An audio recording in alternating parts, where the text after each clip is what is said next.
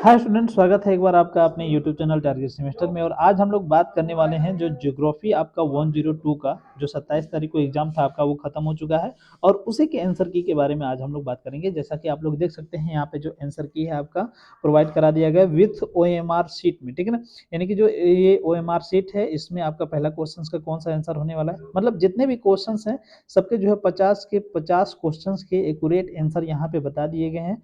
और यदि आप इस जो OMR शीट में आंसर की है, यदि आप इसको प्राप्त करना चाहते हो तो आपको जो है इस वीडियो के डिस्क्रिप्शन बॉक्स में आपको लिंक मिल जाएगा। उसमें टेलीग्राम या फिर व्हाट्सएप ग्रुप दोनों का लिंक है। दोनों आप ज्वाइन कर सकते हैं क्योंकि वहाँ पे आपको सारी इंफॉर्मेशन दी जाती हैं, ठीक है ना। और टेलीग्राम ग्रुप पे आपको इसका PDF मिल जाएगा, ठीक है ना। तो जल्दी से आप जाकर के वहाँ पे ज्वाइन कर लें।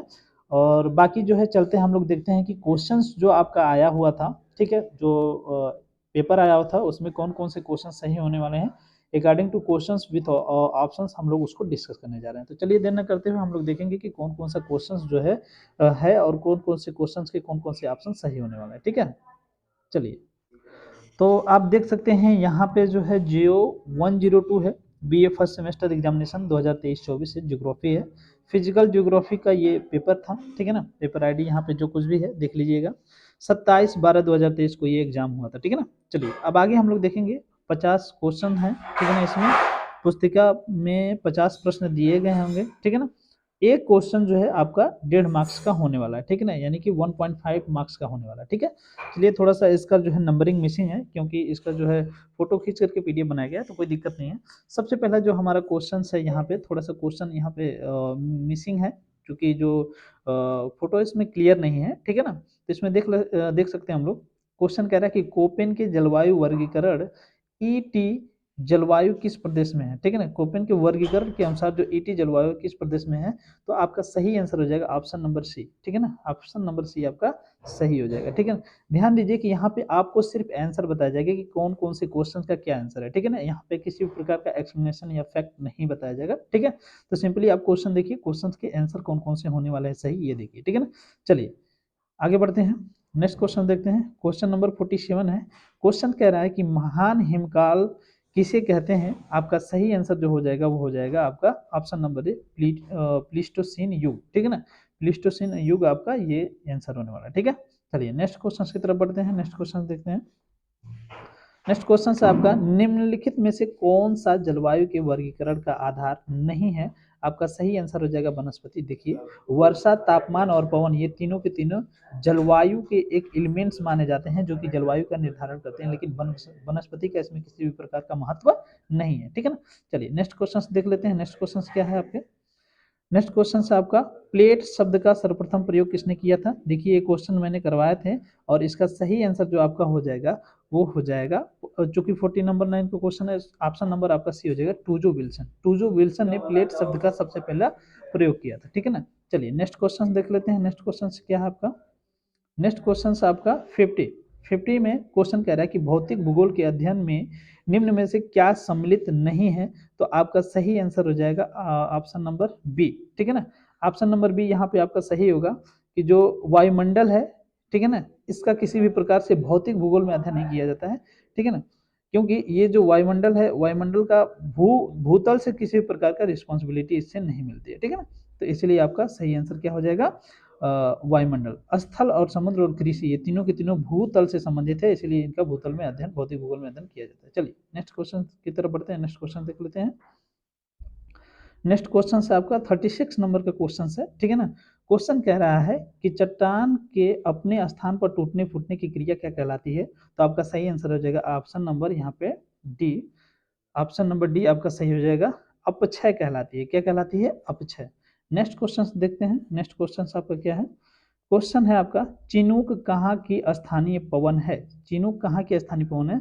तो 37 नंबर का आपका बी ऑप्शन सही हो जाएगा, बी ऑप्शन, जो कि संयुक्त राज्य अमेरिका की ये पवन है, ठीक है ना। नेक्स्ट क्वेश्चन देख लेते हैं। नेक्स्ट क्वेश्चन आपका है, वलन के ऊपर उठे भाग को क्या कहते हैं। ऊपर उठे भाग को कहते हैं हम लोग अपनति। क्या कहते हैं, अपनति। इस हिसाब से इसका सही आंसर हो जाएगा ऑप्शन नंबर ए, ठीक है ना। क्योंकि ये क्वेश्चंस हमने वीडियो में कराया था, जिसने ऐप पर यानी कि जो कोर्स ज्वाइन किए होंगे या फिर जो अदरवाइज वीडियोज़ देखे होंगे, पूरी कंप्लीटली वीडियो देखे होंगे, उनको ये पता होगा। हर एक क्वेश्चंस वहीं से आए हुए हैं जो हमने करा दिए हैं, ठीक है ना? और चूँकि कुछ क्वेश्चन मिसिंग हो गए थे तो आपको टेंशन लेने की ज़रूरत नहीं है। अगले क्वेश्चंस अगले जो एग्ज़ाम है उसमें प्रॉपर्ली आपको सारे क्वेश्चंस मिलेंगे, ठीक है ना? तो टेंशन लेने की बहुत आवश्यकता नहीं है। एक-एक क्वेश्चन को कंप्लीट तरीके से कराया जाएगा और यदि आप जितना जल्दी ऐप को डाउनलोड कर लेंगे, कोर्स परचेज़ कर लेंगे, उतना ज़्यादा आपके लिए बेनिफिशियल होगा। क्या कि वहाँ पे जो है आपको पूरा कॉन्सेप्ट बताया जा रहा है, ठीक है? तो आपके लिए बहुत ज़्यादा बेनिफिशियल होने वाला है, ठीक है? चलिए नेक्स्ट क्वेश्चन देख लेते हैं। नेक्स्ट क्वेश्चन आपका है 39 नंबर का क्वेश्चन, कह रहा है कि ऊपरी क्रस्ट और निचले क्रस्ट के बीच असतता क्या कहलाती है? तो आपका सही आंसर जो हो जाएगा वो हो जाएगा ऑप्शन नंबर ए, कोनोड कहलाती है और इसको हमने वीडियो में कराया भी था, इसको हमने बताया भी था, ठीक है ना? चलिए नेक्स्ट क्वेश्चन की तरफ बढ़ते हैं। नेक्स्ट क्वेश्चन देखते हैं आपका। नेक्स्ट क्वेश्चन क्या है? नेक्स्ट क्वेश्चन ऑप्शन निम्नलिखित में से कौन सी लहरें तरल से होकर नहीं गुजरती हैं? आपका सही आंसर जो हो जाएगा option number A, option number B, sorry, option number B होगा, क्योंकि जो यस लहरें हैं ये तरल से होकर नहीं गुजरती हैं, ठीक है ना? ऑप्शन नंबर बी हो जाएगा, यस लहरें तरल से होकर नहीं गुजरती हैं, ठीक है ना? 40 नंबर का क्वेश्चन था। नेक्स्ट क्वेश्चन की तरफ बढ़ते हैं। 41 नंबर का क्वेश्चन। 41 नंबर क्वेश्चन कह रहा है वायुमंडल की सबसे निचली परत क्या है? तो वायुमंडल जो है उसकी सबसे निचली परत हो जाएगी क्षोभ मंडल, और जितनी भी मौसमी घटनाएं होती हैं इसी में होती हैं, इसलिए आपका सही आंसर जो हो जाएगा ऑप्शन नंबर ए हो जाएगा, ठीक है? चलिए बढ़ते हैं नेक्स्ट क्वेश्चन की तरफ। नेक्स्ट क्वेश्चन देख लेते हैं। नेक्स्ट क्वेश्चन से आपका नेक्स्ट क्वेश्चन आपका देखते हैं। नेक्स्ट क्वेश्चन आपका 42 नंबर का क्वेश्चन है, जो कि अभी 41 का क्वेश्चन हमने डिस्कस कर लिया कि जो मौसमी घटनाएं भी होती हैं वो क्षोभ मंडल में होती है, बारिश वगैरह जो भी होती है वो क्षोभ मंडल से होती है। तो 41 नंबर का आपका ए ऑप्शन सही हो गया था, ठीक है ना? चलिए नेक्स्ट क्वेश्चन देखते हैं जो 42 का है। 42 नंबर वाला क्वेश्चन कह रहा है निम्नलिखित में से कौन अन्य तीनों से भिन्न है, ठीक है ना? तो 42 नंबर का जो आपका सही आंसर हो जाएगा वो हो जाएगा ऑप्शन नंबर डी, ठीक है ना? देखिए प्लीस्टोसीन युग जो है ये तीनों युगों से भिन्न है, जो क्रिटेशियस युग है, जुरासिक और ट्रियासिक, ये तीनों से भिन्न है, ठीक है ना? चलिए नेक्स्ट क्वेश्चन देख लेते हैं। 43 नंबर का जो क्वेश्चन है आपका, कह रहा है कि नदी के निक्षेपण से बनने वाली स्थलाकृति है, तो नदी के निक्षेपण से जो बनने वाली स्थलाकृति है वो डेल्टा होती है, तो इस हिसाब से आपका ऑप्शन नंबर सी सही हो जाएगा, ठीक है ना? चलिए नेक्स्ट क्वेश्चन देख लेते हैं। 44 नंबर का क्वेश्चन। 44 नंबर का क्वेश्चन कह रहा है मत्स्य युग किसे कहते हैं? तो मत्स्य युग जो कहा जाता है 44 नंबर क्वेश्चन का सी ऑप्शन सही हो जाएगा, आर्डोविसिनियन युग हो जाएगा आपका, ठीक है ना? 44 नंबर का ऑप्शन नंबर सी सही हो जाएगा, ठीक है ना? नेक्स्ट क्वेश्चन देख लेते हैं। नेक्स्ट क्वेश्चन आपका है भूकंप का देश किसे कहते हैं? तो भूकंप का देश जो है जापान को कहा जाता है, तो आपका सही आंसर हो जाएगा जापान, ठीक है ना? तो यहाँ पे आपका सही ऑप्शन जापान हो गया, ठीक है? जापान, ठीक है? नेक्स्ट क्वेश्चन देख लेते हैं। 31 नंबर का जो क्वेश्चन है उसको देख लेते हैं। क्वेश्चन कह रहा है कि वेगनर के अनुसार किस काल में पेंजिया का विभाजन शुरू हुआ है? तो 31 नंबर का आपका ए ऑप्शन सही हो जाएगा, कार्बोनिफेरस युग में, ठीक है ना? तो 31 का ऑप्शन ए सही है। नेक्स्ट क्वेश्चन की तरफ देखते हैं। 32 नंबर का क्वेश्चन। 32 में कह रहा है कि अटलांटिक महासागर की धारा नहीं है, ठीक है ना? तो अटलांटिक महासागर की जो धारा है वो गल्फ स्ट्रीम नहीं है, ठीक है ना? तो आपका सही आंसर ऑप्शन नंबर ए हो जाएगा, 32 का ऑप्शन नंबर ए सही हो जाएगा, ठीक है? नेक्स्ट क्वेश्चन की तरफ बढ़ते हैं। 33 का सी आंसर, सी वाला, ठीक है ना? 33 का ऑप्शन जो हो जाएगा सी, कैसे होगा सी इसके बारे में बता रहे हैं। पहले 33 वाला क्वेश्चन देख लेते हैं। कह रहा है कि महाद्वीपीय निमग्न तट के पश्चात समुद्र की ओर पाया जाता है, तो आपका सही आंसर हो जाएगा महासागरीय कटक। इसको हमने कॉन्सेप्ट में अच्छी तरीके से क्लियर किया था कि कौन महासागरीय मैदान होता है, कौन सा गर्त होता है, कौन सा कटक होता है, कौन ढाल होता है। तो आप जो है वहां पे देख देख सकते हैं, ठीक है ना? यहाँ पे आपका सही आंसर होगा 33 का ऑप्शन नंबर सी, जो महासागरीय कटक है, ठीक है ना? नेक्स्ट क्वेश्चन आपका 34 नंबर का, बैथोलिक का निर्माण होता है, तो आपका सही आंसर हो जाएगा ऑप्शन नंबर 34 का सी हो जाएगा, ठीक है ना? पर्वत के द्वारा होता है, ठीक है ना? पर्वत के द्वारा आपका बैथोलिक का निर्माण होता है, ठीक है? नेक्स्ट क्वेश्चन है आपका 35 मार्क्स का जो क्वेश्चन है, 35 नंबर का जो क्वेश्चन है ये हो जाएगा आपका, प्लेट के कितने प्रकार होते हैं? प्लेट किनारे के कितने प्रकार होते हैं? आपका सही आंसर हो जाएगा यहाँ पे मुख्य रूप से 2, लेकिन अतिरिक्त रूप से 3 पाए जाते हैं, क्योंकि हम बता दें आपको कि जब आप सर्च करेंगे नेट पे या फिर कहीं भी आप देखेंगे तो 3 प्रकार के होते हैं। एक तो महासागरीय होता है, दूसरा जो होता है आपका महाद्वीप होता है, तीसरा होता है महासागरीय और महाद्वीप दोनों, ठीक है ना? तो 35 नंबर का आपका सही आंसर तो यहाँ पे हो जाएगा आपका 2, ठीक है ना? लेकिन आपका यहाँ पे 3 भी है, 2 भी है, तो आप मुख्य रूप से जो है उसको लेकर के चलेंगे, तो आपका सही आंसर हो जाएगा 2। लेकिन अतिरिक्त रूप से लेकर के चलेंगे तो 3 हो जाएगा आपका आंसर सही। मुख्य रूप से यहाँ पे आपका सही जो आंसर माना जाएगा वो 3 ही माना जाएगा, ठीक है ना? तो इसको थोड़ा-सा एक बार क्लेरिफ़ाई कर लीजिएगा। अब ये डिपेंड करता है कि यूनिवर्सिटी क्या करती है, ठीक है ना? चलिए, बढ़ते हैं नेक्स्ट क्वेश्चन की तरफ। नेक्स्ट क्वेश्चन देख लेते हैं। नेक्स्ट क्वेश्चन से आपका अश्व अक्षांश से कौन सा अक्षांश संबंधित है? तो अश्व अक्षांश से संबंधित होने वाले जो अक्षांश है वो 30 जो डिग्री पे अक्षांश पाए जाते हैं वो अश्व अक्षांश से संबंधित है, ठीक है ना? क्योंकि अश्व अक्षांश जो है 30 डिग्री पर ही पाए जाते हैं, ठीक है? नेक्स्ट क्वेश्चन आपका है, किस जलधारा को हमबोल्ट जलधारा के नाम से जाना जाता है? तो आपका सही आंसर हो जाएगा ए, पेरू जलधारा जो है इसको हम लोग हमबोल्ट जलधारा के नाम से भी जानते हैं। नेक्स्ट क्वेश्चन देखिए, इसको हमने वीडियो में करा था कि भू संतुलन शब्द सर्वप्रथम किसके द्वारा प्रयोग किया गया था। हमने बताया भी था कि शब्द से भी क्वेश्चंस आपको देखने को मिलेंगे वीडियो में। जिसने भी वीडियो को देखा होगा 100% उसे क्लियर होगा कि शब्द से क्वेश्चन देखने को मिलेंगे, और 100% देखिए जो शब्द से देखने के लिए क्वेश्चंस आपको यहाँ पे मिल गए हैं, ठीक है ना? तो यहाँ पे क्वेश्चन जो है 23 मार्क्स का, जो 23 नंबर का कह रहा है कि भू संतुलन शब्द का सबसे पहले प्रयोग किसने किया था? तो भू संतुलन शब्द का जो प्रयोग किया था वो डटन महोदय ने किया था, और हमने 100% कहा था, 100% ये बताया था कि इस शब्द से रिलेटेड क्वेश्चंस आपको 100% एग्जाम में मिलेंगे, और देखिए क्वेश्चंस आया भी है, ठीक है ना? 24 मार्क्स के क्वेश्चन 24 नंबर के क्वेश्चन देख लेते हैं। सॉरी, बार बार मार्क्स आ जा रहा है, ठीक है ना? बट कोई बात नहीं है, आप थोड़ा मैनेज कर सकते हैं। 24 नंबर का जो क्वेश्चन है आपका, दक्षिणी गोलार्ध में पवन बाई ओर क्यों मुड़ जाती हैं?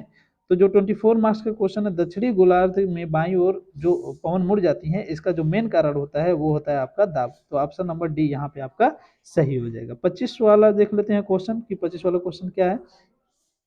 क्वेश्चन कह रहा है कि महाद्वीपीय प्रवाह सिद्धांत का प्रतिपादक कौन है? तो महाद्वीपीय प्रवाह का जो प्रतिपादक थे, महाद्वीपीय प्रवाह सिद्धांत के जो प्रतिपादक थे वो अल्फ्रेड वेगनर थे। इन्होंने कब ये प्रतिपादन किया था? 1915 में किया था। इसको भी हमने आपको बताया था, ठीक है ना? जनरली कहीं कहीं पे 1912 दिखाता है, तो कोई टेंशन लेने की जरूरत नहीं है। 12 में उन्होंने स्टार्टिंग किया था, इसका प्रतिपादन जो इसका कर दिया था वो 1915 में किया था। तो ये भी आपको याद रखने की आवश्यकता है, कोई दिक्कत नहीं है, ठीक है? बढ़ते हैं नेक्स्ट क्वेश्चन की तरफ। नेक्स्ट क्वेश्चन देख लेते हैं। नेक्स्ट क्वेश्चन है आपका, भूकंप का अध्ययन करने वाला विज्ञान क्या है? तो भूकंप का अध्ययन करने वाला जो विज्ञान होता है वो सिस्मोलॉजी होता है, ठीक है ना? तो 26 नंबर का आपका बी ऑप्शन सही हो जाएगा। 26 नंबर का बी ऑप्शन सही हो जाएगा। और जो यहाँ पे यंत्र पाया जाता है, ठीक है ना, वो सिस्मोग्राफ पाया जाता है, उसी के द्वारा वो जो है मापा जाता है उसका रिएक्टर स्केल, ठीक है ना? और इसमें जो स्केल का प्रयोग होता है उसे रिएक्टर स्केल के नाम से भी जानता है, ठीक है ना? चलिए नेक्स्ट क्वेश्चन है आपका 27 नंबर का, भू संतुलन के सिद्धांत में किसने कहा है कि घनत्व में समानता एवं गहराई में परिवर्तन, ठीक है ना? घनत्व में समानता और गहराई में परिवर्तन की जो भू संतुलन सिद्धांत में बात की गई है, तो वो एयरी महोदय के द्वारा की गई है। तो इसका आपको सही ऑप्शन हो जाएगा ऑप्शन नंबर ए, ठीक है ना? 28 नंबर का देख लेते हैं। 28 नंबर का, तो 28 नंबर का जो है क्वेश्चन कह रहा है, पृथ्वी की आंतरिक संरचना के विषय में सर्वाधिक प्रामाणिक जानकारी निम्न में से किससे प्राप्त होती है? तो आपका सही आंसर हो जाएगा भूकंपी तरंगे। भूकंपी जो तरंगे है इसके द्वारा पृथ्वी के आंतरिक भागों में जो है जितनी भी जानकारियां होती हैं हमें मिलती हैं। क्योंकि यहाँ पे सारा चीज एक्सप्लेन नहीं कर सकते, इसलिए आप सिर्फ और सिर्फ क्वेश्चन को देखेंगे और उसका सही आंसर देखेंगे, ठीक है ना? चलिए नेक्स्ट क्वेश्चन देख लेते हैं। 29 नंबर का जो क्वेश्चन है कह रहा है कि निम्नलिखित में से कौन अंतर्जातीय शक्ति नहीं है? तो अंतर्जातीय शक्ति जो है अक्षय नहीं है, क्योंकि ये जो है भूस्थल पर होता है। बाकी वलन भ्रंश पटल विरूपण ये सब के सब आंतरिक बल के कारण होते हैं, ठीक है ना? नेक्स्ट क्वेश्चन की तरफ बढ़ते हैं। नेक्स्ट क्वेश्चन देखते हैं। वेगनर के अनुसार गोंडवाना लैंड में सम्मिलित था। सही आंसर आपका हो जाएगा दक्षिण अफ्रीका। और गोंडवाना लैंड और अंगारा लैंड का कॉन्सेप्ट हमने अच्छी तरीके से बताया होगा। जिसने भी वीडियो को देखा होगा प्रॉपर तरीके से और कंटिन्यू तरीके से देखा होगा उसको अच्छी तरीके से पता होगा, ठीक है ना? चलिए नेक्स्ट क्वेश्चन देख लेते हैं। नेक्स्ट क्वेश्चन से आपका 16 नंबर का क्वेश्चन है, गल्फ स्ट्रीम है। तो गल्फ स्ट्रीम क्या है? गल्फ स्ट्रीम एक प्रकार की महासागरीय धारा है, ठीक है ना? चलिए नेक्स्ट क्वेश्चन देखते हैं। नेक्स्ट क्वेश्चन कह रहा है कि जब दो प्लेटें एक दूसरे से टकराती है तो उस किनारे को क्या कहते हैं? तो आपका सही आंसर हो जाएगा अभिसारी, ठीक है ना? क्या कहते हैं? अभिसारी कहते हैं उसे। 17 नंबर का डी हो जाएगा। और जब एक दूसरे से टकराती तो अभिसारी होता है, परंतु जब एक दूसरे से दूर जाती है तो अपसारी होता है, ठीक है ना? तो यहाँ पे टकराने की बात कर रहा है, नजदीक आने की बात कर रहा है, दूर जाने की बात नहीं कर रहा है। अगर दूर जाने की बात करता तो ऑप्शन नंबर ए सही हो जाता, बट यहाँ पे 17 नंबर का डी ऑप्शन आपका सही है, ठीक है ना? नेक्स्ट देखते हैं 18 नंबर का क्वेश्चन, क्षोभ मंडल में ऊंचाई बढ़ने पर तापमान क्या होता है? तो आपका सही आंसर हो जाएगा तापमान घटेगा, ठीक है ना। तो 18 नंबर का जो है आपका सही आंसर हो जाएगा बी, ठीक है। नेक्स्ट देख लेते हैं, ग्रांड कैनियन क्या है? तो ग्रांड कैनियन जो होता है 19 नंबर का ए ऑप्शन सही होगा, एक प्रकार का खड्ड होता है, यानी गड्ढा होता है, वैली होती है, घाटी होती है, ठीक है ना। वैली भी कह सकते हैं, घाटी भी कह सकते हैं, खड्डा भी कह सकते हैं। नेक्स्ट क्वेश्चन देखते हैं, भूकंप की कौन सी लहरें सबसे तीव्र होती हैं? तो आपका सही आंसर हो जाएगा जो प्राथमिक लहरें होती हैं या आपकी सबसे तीव्र लहरें होती हैं। तो 20 नंबर का ऑप्शन नंबर ए सही हो जाएगा, ठीक है। नेक्स्ट देखते हैं, 6 नंबर का ये क्वेश्चन है, कह रहा है कि अनाच्छादन में सम्मिलित है, तो अनाच्छादन में अपक्षय और अपर्दन ये दोनों के दोनों आपके अनाच्छादन में सही हैं, ठीक है ना। नेक्स्ट देखते हैं, उच्चतम लवणता पाई जाती है किसमें पाई जाती है? तो मृत सागर में पाई जाती है। इसमें इतनी ज़्यादा लवणता है कि आप आराम से उस पर तैर सकते हैं, कोई दिक्कत नहीं है, स्विमिंग का मजा यहाँ पे ले सकते हैं, कोई दिक्कत नहीं है, ठीक है ना। नेक्स्ट देखते हैं, वायुमंडल में कौन सी गैस की मात्रा सर्वाधिक होती है? तो सबसे ज्यादा नाइट्रोजन पाई जाती है, दूसरे नंबर पे ऑक्सीजन होती है। नेक्स्ट क्वेश्चन देख लेते हैं, निम्नलिखित में से कौन गर्म धारा है, ठीक है ना। तो 9 नंबर का आपका सही आंसर हो जाएगा ऑप्शन नंबर बी, जो ब्राजील धारा है ये आपका गर्म जल धारा है। नेक्स्ट क्वेश्चन की तरफ बढ़ते हैं, नेक्स्ट देखते हैं, विश्व में सर्वाधिक ज्वालामुखी किस पेटी में पाए जाते हैं? तो जो विश्व में सर्वाधिक ज्वालामुखी पाए जाते हैं वो आपका हो जाएगा ऑप्शन नंबर डी, परिप्रशांत पेटी। जो प्रशांत महासागर की पेटियां हैं सबसे ज्यादा वहां पे भूकंप आते हैं, ठीक है ना। तो ये भी आपको याद रखने की आवश्यकता है। नेक्स्ट 11 नंबर का क्वेश्चन देखते हैं, 11 नंबर का क्वेश्चन कह रहा है कि हानिकारक पराबैंगनी किरणों में रक्षा कवच के रूप में बचाता है या फिर हमें बचाता है, मतलब जो सूर्य की पराबैंगनी किरणें जो आती हैं हमारे लिए जो हानिकारक हैं उनसे बचाने का काम जो करता है ओजोन मंडल करता है। तो 11 नंबर क्वेश्चन का ऑप्शन नंबर सी आपका सही हो जाएगा, ओजोन मंडल, ठीक है ना।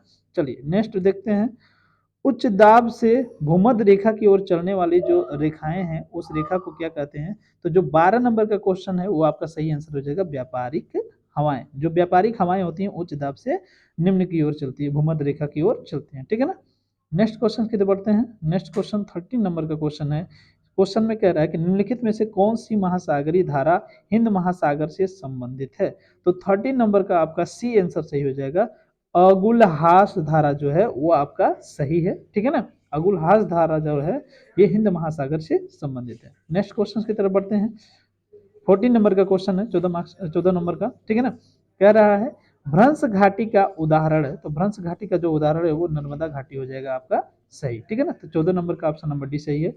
नेक्स्ट है, अटलांटिक महासागर का विशाल कटक किस आकार में है? तो यस आकार में है, इसको भी हमने कई बार एक्सप्लेन किया था, जिसने वीडियो देखी होगी बाकायदे मैंने पूरा मैप बना करके एशिया, अफ्रीका, जितने भी मैप मतलब महाद्वीप थे उसको भी और जितने भी महासागर हैं उसको भी बना करके बाकायदे हमने बताया था। 100% वहां से वही क्वेश्चन आया है जो मैंने बताया था, ठीक है ना। क्लियर है। चलिए नेक्स्ट क्वेश्चन की तरफ बढ़ते हैं, क्वेश्चन नंबर 1 जो है आपका जलवायु परिवर्तन का कारण है। तो क्वेश्चन नंबर 1 का जो सही आंसर हो जाएगा वो डी हो जाएगा, क्योंकि ग्रीन हाउस गैस, ओजोन परत का क्षरण, प्रदूषण ये सभी के सभी जलवायु परिवर्तन के कारण है, ठीक है ना। चलिए बढ़ते हैं नेक्स्ट क्वेश्चन की तरफ, क्वेश्चन कह रहा है कि रचनात्मक प्लेट के किनारे होते हैं, तो रचनात्मक प्लेट के जो किनारे होते हैं वो अपसारी होते हैं, तो दूसरा का ऑप्शन नंबर ए सही हो जाएगा, ठीक है ना। नेक्स्ट क्वेश्चन की तरफ बढ़ते हैं, क्वेश्चन नंबर तीसरा है, ग्रेट बैरियर रीफ पाई जाती है, तो ग्रेट बैरियर रीफ जो पाई जाती है उसका सही आंसर हो जाएगा ऑप्शन नंबर बी, ऑस्ट्रेलिया के निकट पाई जाती है ग्रेट बैरियर रीफ, ठीक है ना।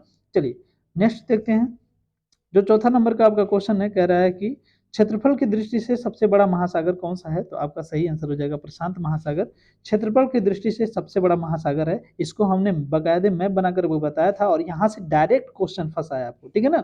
डायरेक्ट क्वेश्चन मतलब मैं बता दूं कि जिसने ऐप पर भी क्लास की होगी और यूट्यूब पर भी क्लास की होगी, ठीक है ना, वो उसके लिए 100% जो जितने भी क्वेश्चन हैं उसके लिए सारे के सारे क्वेश्चन सॉल्व करना बहुत ही आसान रहा होगा, ठीक है ना। चलिए कोई बात नहीं, नेक्स्ट क्वेश्चन देखते हैं, सबसे गर्म सागर कौन सा है? ऑप्शन नंबर ए सही हो जाएगा आपका, लाल सागर जो है सबसे गर्म महासागर है। तो यहाँ पे मैंने आपको जो पेपर है उसको क्वेश्चन को एक एक क्वेश्चन का आंसर हमने बता दिया, पूरा आंसर बता दिया कि कौन से क्वेश्चन का क्या आंसर होने वाला है, ठीक है ना।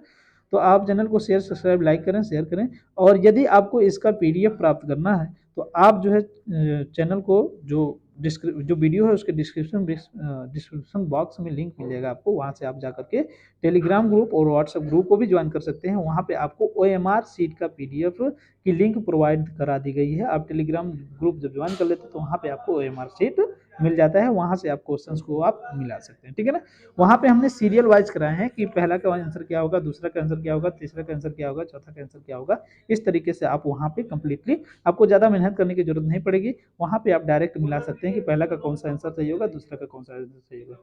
मिलते हैं नेक्स्ट वीडियो में, तब तक के लिए बाय। पढ़ते रहिए, मस्त रहिए, कोई बात नहीं। Tata, bye bye.